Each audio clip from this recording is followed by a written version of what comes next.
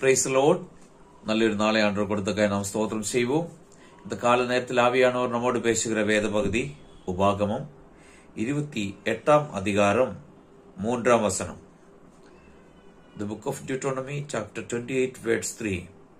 நீ பட்டணத்திலும் ஆசீர்வாதமாயிருப்பாய், வெளியும் ஆசீர்வாதமாயிருப்பாய். ஆமென். இக்கால நேரத்திலே உன்னை குறித்து கர்த்தர் சொல்லுகிற வாக்குத்தத்தம், நீ பட்டணத்துக்குள்ளே இருந்தாலும் வெளியில் இருந்தாலும் நீ ஆசீர்வாதமாய்த்தான் இருப்போம்.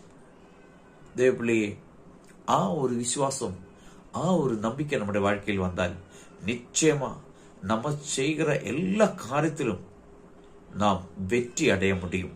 ஆனா அநேக நேரங்கள் நாம் சோர்ந்து போகிறோம். நடக்குமா, என்ன ஆக போகிறது, எப்படி ஆகும்னு நாம் பயந்து இருக்கிறபடினாலே நம்முடைய வாழ்க்கையில் வெற்றி அடைய முடியாமல் நாம் தவிக்கிறோம். இன்றைக்கு இந்த வசனம் வாசித்து நாம் தியானிப்போம். அற்புதம் செய்வார். நல்ல ஆண்டவரே, நன்றி செலுத்துகிறோம்.